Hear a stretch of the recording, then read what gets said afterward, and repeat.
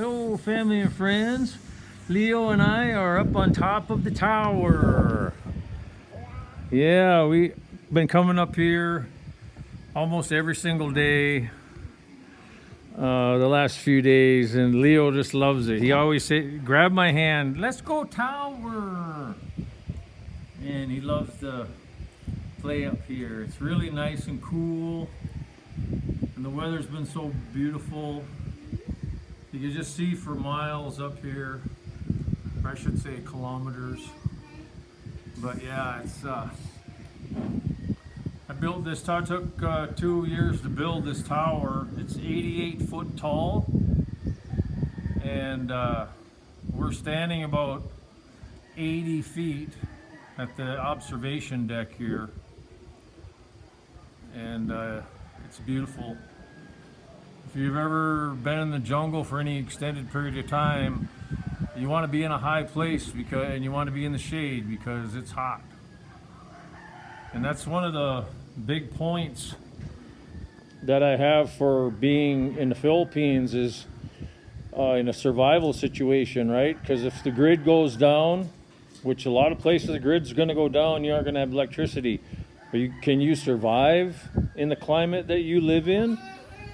A lot of places, majority of the people of the world live, not the majority, but a big bunch of people in the world live in a place where they're going to freeze to death in the wintertime. So if you don't have a fire going, you're going to die real quick without electricity. So that's my point for being in the Philippines. This is another of many thousand reasons why the Philippines is so great. I live way out in the province. I have solar, but I don't have batteries because they're so expensive. It would have increased my total cost for my solar from 700,000 pesos to 1.7 million if I would have got a big bunch of battery banks, right? And then those batteries only last, if you're lucky, 15 years.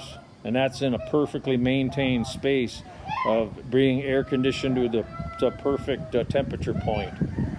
So, unless you have a lot of extra money and able to air condition your batteries and your inverters, then don't get batteries because they will deplete and just be destroyed if you don't have them in a very cool place. So anyways, yeah, that's just one of the many things that you should think about. As you can see, I have this netting here for the birds. In March and April, I have to put this netting here because the bird problem up here gets so bad during their nesting season. And then I put the netting back up. I just roll it up. I just have it on a bar, and I just roll it up, and there's carriers up here at the top that carry the netting with it. So it's just one of my own little inventions here. Leo, what are you doing? He loves playing sticks and dancing around up here. He loves it. What you doing? And you're probably the sound quality is probably bad because of the breeze, the wind up here, but I love it because the wind is awesome. It's so cool. I mean, all summer long up here, you can be so cool because you're up so high, right? And that's the key. You're in the shade, but yet you're way up above the canopy of the jungle, and it's just beautiful, and you get that wonderful breeze off the ocean coming over the top mountains on the edge there. Because those are all mountains surrounding this entire valley, and then it goes steep down into the ocean on the other side of them. So that's kind of what I got going on here, and so I'm protected from tsunamis.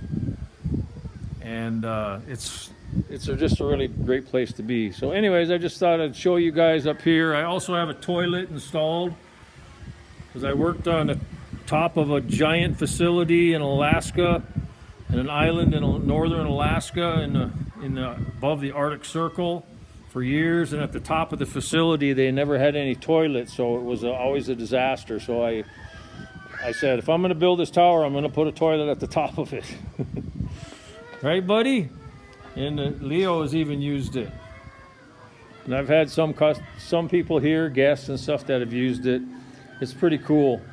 I just have a privacy curtain on each side here. No one can see you if they're up here, so it's functional. So anyways, I'll let you guys go, and hope to see you here in the Philippines soon, where it's God's sanctuary, an absolute sanctuary away from the craziness of the world coming, and a place that you can survive, you and your family, and never have the threat of divorce destroying your family.